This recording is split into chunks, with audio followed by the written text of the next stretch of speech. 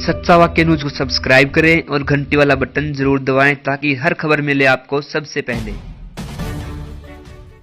सच्चा वाक्य न्यूज़ लुधियाना ਤੇਜਿੰਦਰ ਸਿੰਘ ਤੇ ਸਨੀ ਚਾਵਲਾ ਤੁਸੀਂ ਦੇਖ ਰਹੇ ਹੋ। ਅੱਜ ਕਾਫੀ ਦਿਨਾਂ ਤੋਂ ਜੋ ਕਿ ਕਰੋਨਾ ਵਾਇਰਸ ਦੇ ਕਾਰਨ ਕਰਫਿਊ ਥਾਂ ਤੇ ਕਰਫਿਊ ਲੱਗਾ ਹੋਇਆ ਹੋ ਚੁੱਕੇ ਹਨ। ਕੁਝ ਗਰੀਬ ਲੋਕ ਜਿਹੜੇ ਕਿ ਜਿਨ੍ਹਾਂ ਤੱਕ ਰਾਸ਼ਨ ਨਹੀਂ ਪਹੁੰਚ ਸਕਦਾ। ਇਸੇ ਤਰ੍ਹਾਂ ਲੁਧਿਆਣਾ ਚੰਡੀਗੜ੍ਹ ਰੋਡ ਤੇ ਜੈਨ ਕਲੋਨੀ ਵਾਲਿਆਂ ਵੱਲੋਂ ਭਾਮੀਆਂ ਸੇਵਾ ਦਲ ਵਾਲਿਆਂ ਵੱਲੋਂ ਲੋਕਾਂ ਤੱਕ ਕੜੀ ਚੌਲ ਦਾ ਲੰਗਰ ਬਣਾ ਕੇ ਪੈਕ ਕਰਾ ਕੇ ਲੋਕਾਂ ਦੇ ਘਰਾਂ ਵਿੱਚ ਪਹੁੰਚਾਇਆ ਜਾ ਰਿਹਾ ਹੈ। ਜੋ ਗਰੀਬ ਵਿਅਕਤੀ ਰੋਟੀ ਤੋਂ ਮੁਸ਼ਕਲ ਆ ਰਹੀ ਹਨ, ਉਹਨਾਂ ਦੀ ਇਹ ਰਾਹਤ ਮਿਲਣ ਦਾ ਸੰਦੇਸ਼ ਦਿੱਤਾ ਜਾ ਰਿਹਾ ਹੈ, ਕਿਉਂਕਿ ਕਾਫੀ ਸੰਸਥਾਵਾਂ ਲੰਗਰ ਹੁਣ ਲੋਕਾਂ ਤੱਕ ਪਹੁੰਚਾ ਰਹੀਆਂ ਹਨ। ਕਿਉਂਕਿ ਪੰਜਾਬ ਇੱਕ ਐਸਾ ਸੂਬਾ ਹੈ ਜਿੱਥੇ ਕਿ ਲੋਕੀ ਦਾਨੀ ਪੁੰਨੀ ਵੀ ਬਹੁਤ ਹਨ। ਇਸੇ ਤਰ੍ਹਾਂ ਭਾਮੀਆਂ ਸੇਵਾ ਦਲ ਵੀ ਇਹ ਸੇਵਾ ਕਰਨ 'ਤੇ ਲੱਗੇ ਹੋਏ ਹਨ। ਕੜੀ ਚੌਲ ਦਾ ਲੰਗਰ ਬਣਾ ਕੇ ਗਰੀਬ ਲੋਕਾਂ ਦੇ ਘਰਾਂ ਦੇ ਵਿੱਚ ਪਹੁੰਚਾਉਣ ਦੀ ਕੋਸ਼ਿਸ਼ ਕਰ ਰਹੇ ਨੇ। ਆਓ ਤੁਹਾਨੂੰ ਸੁਣਾਉਂਦੇ ਹਾਂ ਭਾਮੀਆਂ ਸੇਵਾ ਦਲ ਦੇ ਕੁਝ ਵਰਕਰਾਂ ਵੱਲੋਂ ਕੀ ਕਿਹਾ ਜਾ ਰਿਹਾ ਹੈ। ਅੱਜ ਅਸੀਂ ਇੱਧਰ ਕਰਫਿਊ ਚੱਲ ਰਿਹਾ ਤੇ ਜਿਹੜੀ ਕਰੋਨਾ ਦੀ ਬਿਮਾਰੀ ਆਪਣੇ ਦੇਸ਼ ਦੇ ਵਿੱਚ ਆਈ ਹੈ, ਜਿਹਦੇ ਕਾਰਨ ਕਈ ਲੋਕ ਇਹਦੇ ਵਿੱਚ ਇਹ ਸੰਕਟ ਦੇ ਵਿੱਚ ਆ ਚੁੱਕੇ ਨੇ। ਸਰਕਾਰ ਵੱਲੋਂ ਹਦਾਇਤਾਂ ਦਿੱਤੀਆਂ ਗਈਆਂ ਨੇ ਕਰਫਿਊ ਦੀਆਂ 144 ਦੀਆਂ। ਇੰਨੇ ਦਿਨਾਂ ਤੋਂ ਫੈਕਟਰੀਆਂ ਬੰਦ ਨੇ, ਜਿਨ੍ਹਾਂ ਕਾਰਨ ਜਿਹੜਾ ਬੰਦਾ ਰੋਜ਼ ਮਜ਼ਦੂਰੀ ਕਰਕੇ ਸ਼ਾਮੀ ਰੋਟੀ ਖਾਂਦਾ ਸੀਗਾ, ਉਹਦੇ ਕੋਲ ਰੋਟੀ ਨਹੀਂ ਪਹੁੰਚ ਰਹੀ। ਇਸ ਕਾਰਨ ਅਸੀਂ ਭਾਮੀਆਂ ਸੇਵਾ ਦਲ ਜਿਹੜੀ ਜੈਨ ਕਲੋਨੀ ਵੱਲੋਂ ਬਣਾਈ ਗਈ ਹੈ, ਪੂਰੇ ਲੁਧਿਆਣੇ ਦੇ ਵਿੱਚ 15 ਦਿਨ ਤੱਕ ਰੋਜ਼ ਲੰਗਰ ਦਿੱਤਾ ਜਾਵੇਗਾ।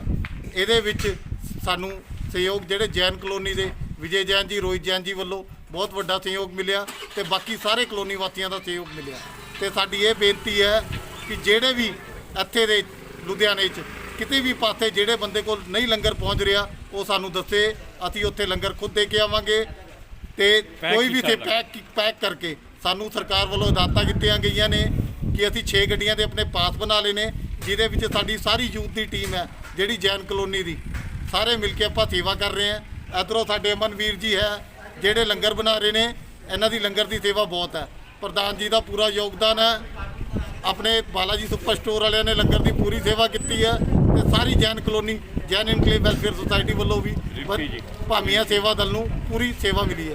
ਰਿੰਪੀ ਜਿਹੜੇ ਪਿੱਛੇ ਸਾਡੇ 20 ਬਲਾਕ 'ਚ ਰਿੰਪੀ ਜੀ ਰਹਿੰਦੇ ਨੇ, ਇਹਨਾਂ ਵੱਲੋਂ ਵੀ ਬਹੁਤ ਸੇਵਾ ਇਹਨਾਂ ਨੇ ਵੱਡੇ ਤੌਰ ਤੇ ਸਾਨੂੰ ਕੀਤੀ ਹੈ। ਇਹ ਜਿਹੜਾ ਤੁਸੀਂ ਲੰਗਰ ਲੈ ਕੇ ਜਾ ਰਹੇ ਹੋ ਗਰੀਬ ਲੋਕਾਂ ਦੇ ਲਈ, ਇਹ ਅੱਜ ਕਿੰਨਵੇਂ ਦਿਨ ਤੋਂ ਤੁਸੀਂ ਲੈ ਕੇ ਜਾ ਰਹੇ ਹੋ? ਸਾਡਾ ਪਹਿਲਾ ਦਿਨ ਹੈ। ਇਹ ਸਾਡਾ ਜਦ ਤੱਕ ਸਰਕਾਰ ਦਾ ਕਰਫਿਊ ਚੱਲ ਰਿਹਾ ਹੈਗਾ, ਤਦ ਤੱਕ ਸਾਡਾ ਰੋਜ਼ ਲੰਗਰ ਬਣੇਗਾ ਤੇ ਰੋਜ਼ ਸੇਵਾ ਹੋਊਗੀ। ਔਰ ਕਿਹੜੇ ਏਰੀਆ ਦੇ ਵਿੱਚ ਤੁਸੀਂ ਜਾ ਰਹੇ ਹੋ ਹੁਣ? ਅਸੀਂ ਪੂਰਾ ਲੁਧਿਆਣਾ ਕਵਰ ਕਰਾਂਗੇ। ਜਿੱਥੇ ਵੀ ਗਰੀਬ ਲੋਕ ਹੋਵਾਂਗੇ, ਜ਼ਰੂਰਤਮੰਦ ਹੋਵਾਂਗੇ, ਉੱਥੇ ਭੇਜਾਂਗੇ। ਔਰ ਲੋਕਾਂ ਨੂੰ ਤੁਸੀਂ ਕੀ ਅਪੀਲ ਕਰਨਾ ਚਾਹੁੰਦੇ ਹੋ, ਜਿਹੜਾ ਕਰੋਨਾ ਵਾਇਰਸ ਤੋਂ ਬਚਣ ਦੇ ਲਈ ਲੋਕੀ ਕੀ ਕਰਨ? ਸੋਸ਼ਲ ਡਿਫਰੈਂਸ ਬਣਾ ਕੇ ਚੱਲੋ, ਜੋ ਸਰਕਾਰ ਦੀ ਹਦਾਇਤਾਂ ਉਹਨਾਂ ਨੂੰ ਮੰਨ ਕੇ ਚੱਲੋ। ਕੋਈ ਵੀ ਬੰਦਾ ਘਰੋਂ ਬਾਹਰ ਨਾ ਨਿਕਲੋ, ਜੇ ਜ਼ਰੂਰਤ ਹੈ ਤਾਂ ਹੀ ਘਰੋਂ ਨਿਕਲੋ। ਜੇ ਕੱਲ੍ਹ ਨੂੰ ਆਪਣੇ ਲੁਧਿਆਣੇ ਦੇ ਵਿੱਚ ਕੋਈ ਇਹੋ ਜਿਹਾ ਹਾਦਸਾ ਹੁੰਦਾ ਤਾਂ ਆਪਣੀ ਜਨਸੰਖਿਆ ਲੁਧਿਆਣੇ ਦੀ ਬਹੁਤ ਹੈ। ਮੇਰੀ ਹੱਥ ਜੋੜ ਕੇ ਬੇਨਤੀ ਹੈ ਸਾਰੀ ਜਨਤਾ ਨੂੰ ਕਿ ਆਪਣਾ ਸੋਸ਼ਲ ਡਿਫਰੈਂਸ ਬਣਾ ਕੇ ਚੱਲਣ। ਜਿਨ੍ਹਾਂ ਨੂੰ ਸਾਡੇ ਵੱਲੋਂ ਕਿਸੇ ਵੀ ਲੰਗਰ ਦੀ ਸੇਵਾ ਦੀ ਲੋੜ ਹੈ, ਸਾਨੂੰ ਕੰਟੈਕਟ ਕਰ ਸਕਦਾ। ਸਾਡਾ ਨੰਬਰ WhatsApp ਨੰਬਰ, ਸਾਡਾ ਕੀ ਕਹਿੰਦੇ ਪੇਜ ਫੇਸਬੁੱਕ ਤੇ ਭਾਮੀਆਂ ਸੇਵਾ ਦਲ ਵੱਲੋਂ ਸਾਰੀ ਸੁਸਾਇਟੀ ਵੱਲੋਂ ਬਣਿਆ ਹੋਇਆ ਹੈ, ਜਿਹਦੇ ਵਿੱਚ ਸਾਡੇ ਅਭਿਸ਼ੇਕ ਜੀ, ਇੰਦਰ ਜੀ, ਪਿਮਾਂਸ਼ੂ, ਅਨੁਰਾਗ ਜੀ, ਗੌਰਵ ਜੀ, ਪਾਤੀ ਜੀ, ਰਕੇਸ਼ ਜੀ, ਅਮਨ ਜੀ, ਸਾਰੇ ਮਿਲ ਕੇ ਅਸੀਂ ਇਹ ਸੇਵਾ ਕਰ ਰਹੇ ਹਾਂ। ਕਾਲ ਕਰੋ ਸਾਨੂੰ, ਅਸੀਂ ਉੱਥੇ ਜਾ ਕੇ ਲੰਗਰ ਦੀ ਸੇਵਾ ਦਾਂਗੇ। ਖੁੱਲਾ ਲੰਗਰ ਹੈ, ਇਹ ਨਹੀਂ ਥੋੜਾ ਜਿਹਾ ਪੈਕ ਕੀਤਾ, ਜਿਹਨੂੰ ਜਿੰਨਾ ਚਾਹੀਦਾ ਉਹਨਾਂ ਦਾਂਗੇ। ਬਾਬੇ ਦੀ ਬਹੁਤ ਕਿਰਪਾ ਨਾਲ ਬਹੁਤ ਬਣਿਆ ਹੋਇਆ, ਬਹੁਤ ਵਧੀਆ ਸਹਿਯੋਗ ਦਿੱਤਾ ਤੇ ਇਹਦੇ ਨਾਲ ਹਿੰਮਤ ਵੀ ਮਿਲਦੀ ਹੈ ਤੇ ਹੌਸਲਾ ਅਫਜ਼ਾਈ ਹੋਰਾਂ ਨੂੰ ਵੀ ਮਿਲਦੀ ਹੈ। ਇੱਕ ਸਾਡੀ ਹੱਥ ਜੋੜ ਕੇ ਬੇਨਤੀ ਹੈ ਵੀ ਜਦੋਂ ਅਸੀਂ ਲੰਗਰ ਵਰਤਾਉਣ ਆਈਏ, ਅਸੀਂ ਲੋਕਾਂ ਮੂਹਰੇ ਇਹੀ ਬੇਨਤੀ ਕਰਦੇ ਕਿ ਇੱਕ ਦੋ ਕਰਕੇ ਆਉਣ, ਇਕੱਠੇ ਹੋ ਕੇ ਸਮੂਹ ਨਾਲ ਆਉਣ। ਅਸੀਂ ਇੱਕ ਦੋ ਬੰਦਿਆਂ ਨੂੰ, ਸਾਡੇ ਦੋ ਬੰਦੇ ਹੋਊਗੇ ਗੱਡੀ 'ਚ, ਔਰ ਇੱਕ ਦੋ ਬੰਦਿਆਂ ਨੂੰ ਜਾ ਕੇ ਡੋਰ ਟੂ ਡੋਰ ਅਸੀਂ ਪਹੁੰਚਾਵਾਂਗੇ। ਕਿਸੇ ਨੂੰ ਘਰੋਂ ਬਾਹਰ ਨਿਕਲਣ ਦੀ ਜ਼ਰੂਰਤ ਨਹੀਂ। ਅਸੀਂ ਇਹੀ ਹੱਥ ਜੋੜ ਕੇ ਬੇਨਤੀ ਹੈ ਵੀ ਆਪਣੇ ਘਰਾਂ 'ਚ ਰਹੋ, ਸਾਡੇ ਘਰ ਬੈਠਿਆਂ ਨੂੰ ਪਹੁੰਚੂਗਾ। ਸਾਡੇ ਕੋਲ ਆਉਣ ਦੀ ਜ਼ਰੂਰਤ ਨਹੀਂ, ਸਾਨੂੰ ਸਿਰਫ ਕਾਲ ਕਰੋ। ਸਾਡੇ 2 ਬੰਦੇ ਆਉਗੇ, ਤੁਹਾਨੂੰ ਭੋਜਨ ਦੇ ਕੇ ਜਾਓਗੇ। ਸਾਡਾ ਭੋਜਨ ਪੈਕ ਕੀਤਾ ਹੋਇਆ।